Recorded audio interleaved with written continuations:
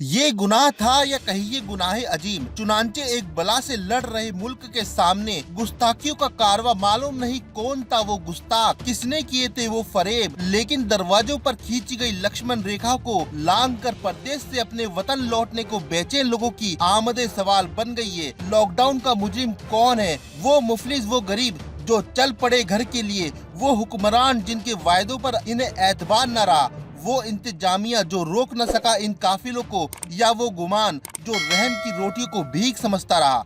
हर पल दुरुस्त होते कोरोना के आंकड़ों के बीच इमाम और इंतजाम की पलटी जा रही किताबों में अब कुछ तफ्तीशों के हवाले हैं, चंद गिरफ्तारियां हैं, कुछ रपटे हैं, कुछ मुकदमे हैं, कुछ सवाल तो कुछ जवाब, लेकिन मुकम्मल कोई भी नहीं। तारीख के पन्नों में दर्ज हुआ है कि मुंबई शहर में कोरोना के खिलाफ जारी जंग में 1000 मजदूरों को मुजरिम ठहराया गया है।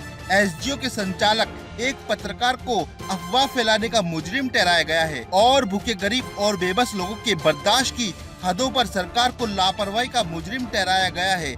आजाद मैदान पुलिस ने विजय दुबे को कोर्ट में पेश किया। कोर्ट ने जुर्म की तफ्तीश के लिए 21 अप्रैल तक पुलिस के हवाले कर दिया। पुलिस का दावा है कि इन्होंने अफवाह फैलाई थी कि ट्रेन और बसें सेवाएं शुरू हो रही है, लेकिन मजदूरों ने केवल मुंबई में गुनाह तो किया नहीं, उन्हें तेलंगाना के हैदराबाद में मुजरिम कहा जा रहा है, गुजरात के गांधीनगर में भी मुजरिम कहा जा रहा है, अहमदाबाद में भी मुजरिम कहा जा रहा है, देश की राजधानी दिल्ली में भी मुजरिम कहा जा रहा है। अब यहीं से आगे कुछ सवाल है और वो सवाल बड़े परेशान करने वाले हैं। पहला सवाल तो यह है कि भूख से मौत और बीमारी से मौत के बीच चुनना हो तो चुनाव क्या होना चाहिए? शर्म और स्वाभिमान के बीच चुनना हो तो चुनाव क्या होना चाहिए? घर और फुटपाथ में से एक को चुनना हो तो चुनाव क्या होना चाहिए? हर सरकार कह रही है कि हमारे इंतजाम तो मुकम्मल है, रोटी का इंतजाम, ट्रेन का इंतजाम, पुलिस का इंतजाम, दूध का इंतजाम, दवा का इंतजाम। अगर इन सारी बातों को सच मान लिया जाए तो फिर तलाश क्यों है कि लॉकडाउन का मुजरिम कौन है? ये भी लॉकडाउन के दौरान की एक तस्वीर है। ये किसी दरभंगा, किसी दुमका, किसी दिलदार नगर या देवरिया की फोटो नहीं है। देश की राजधानी दिल्ली की तस्वीर है। और सवाल आपके सामने है कि लॉकडाउन का मुजरिम कौन? कश्मीरी गेट पर यमुना नदी के किनारे सैकड़ों की तादाद में दिहाड़ी मजदूर भूखे रहने को मजबूर है। ये तो गरीबों की बात हुई, जिनके हाथों में काम नहीं, जिनके पेट भूखे हैं। लेकिन मध्य प्रदेश का मुजरिम कौन है? इंदौर भोपाल की स्थिति भयावह है। मुख्यमंत्री शिवराज सिंह चौहान को शपथ लिए हुए आज 23 दिन हो चुके हैं, लेकिन मध्य प्रदेश में कोई स्वास्थ्य मंत्री नहीं, कोई स्वास्थ्य सचिव नहीं। राज्य यानी कि मध्य प्रदेश का स्वास्थ्य निदेशालय ठप पड़ा हुआ है, क्योंकि लगभग 65 अधिकारी और कर्मचारी कोरोना की चपेट में हैं। मैं शिवराज सिंह चौहान ईश्वर की शपथ लेता हूँ, मैं विधि द्वारा स्थापित भारत के संविधान के प्रति सच्ची श्रद्धा और निष्ठा रखूंगा। ये बात है जनता कर्फ्यू और लॉकडाउन के दरमियान तारीख यानी 23 मार्च 2020 की। भोपाल के राजभवन में शिवराज सिंह चौहान शपथ लेते हुए बहुत आनंदित थे। कमलनाथ की सरकार को गिराने के जिस अभियान में वो लगे हुए थे, उनमें उन्हें कामयाबी मिल गई। वो इसके आनंद के खुमार में डूबते रहे और कोरोना मध्य प्रदेश को निगलता जा रहा था। पहले शिवराज सिंह चौहान का इंतजाम का कमाल देखिए। मध्य प्रदेश देश का इकलौता राज्य है जहां कोई स्वास्थ्य मंत्री नहीं है। मध्य प्रदेश देश का इकलौता राज्य है जहां कोई स्वास्थ्य सचिव नहीं है। मध्य प्रदेश देश का इकलौता राज्य है जहां आधे से ज्यादा स्वास्थ्य महकमा छुट्टी पर है। मध्य प्रदेश देश का इकलौता राज्य है जहां पूरा स्वास्थ्य विभाग ही क्वारंटाइन में है।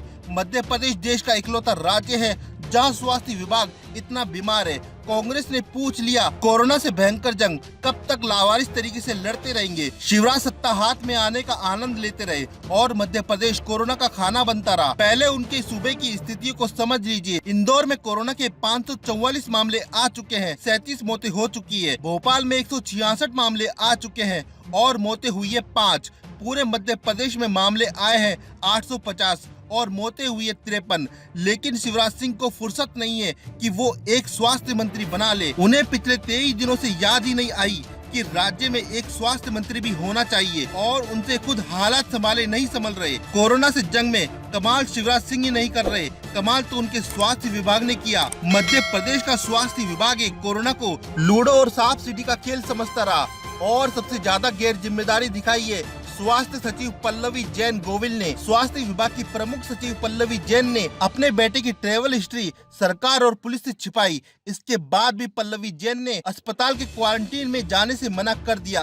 कोरोना पॉजिटिव आने तक पल्लवी जैन मंत्रालय की बैठकें करती रही और हेल्थ बुलेटिन जारी करती रही। आयुष्मान भारत के सीईओ विजय कुमार खुद पॉजिटिव थे और बैठकें करते रहे। इसके बाद विभाग के एडिशनल डायरेक्टर वीणा सिंह को कोरोना चपेट में ले लिया।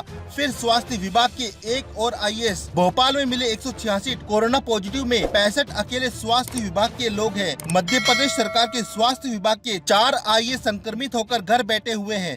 तो शिवराज सिंह ने मंत्री बनाया नहीं, सचिव खुद ही घर बैठी हुई है। कई डायरेक्टर सीईओ जैसे अफसर नहीं है, फोन उठाने वाले कर्मचारी तक नहीं है, दफ्तरों पर ताले लटका हुआ है और लड़ रहे हैं कोरोना से। हालात तो यह है कि सरकार को स्वास्थ्य विभाग के कर्मचारियों के ट्रैवल हिस्ट्री पता करनी पड़ रही है। सवाल यह भी है, अगर कनिका कपूर पर जानकारी छिपाने का मुकदमा हो सकता है जबकि उनकी वजह से किसी को कोरोना हुआ भी नहीं, तो पल्लवी जैन पर क्यों नहीं, जिन्होंने स्वास्थ्य विभाग को ही कोरोना के भयानक हॉटस्पॉट पे बदल दिया। शिवराज सिंह चाहते तो फौरन स्वास्थ्य मंत्री की नियुक्ति कर सकते थे, आज भी कर सकते हैं, लेकिन उनकी ये प्राथमिकता में कहीं नहीं है। तो बिना मंत्री और बिना मंत्रालय के आप अपने को सुपरमैन साबित करने में आमदा है और हालात बद से बदतर होते जा रहे हैं। यही तो सवाल है, बिना मंत्री के, बिना मंत्रालय के, बिना अधिकारियों के कोरोना से कैसे निपटेंगे। शिवराज सिंह चौहान ने पूरे मध्य प्रदेश को राम भरोसे छोड़ दिया है और मुख्यमंत्री खुद फिलहाल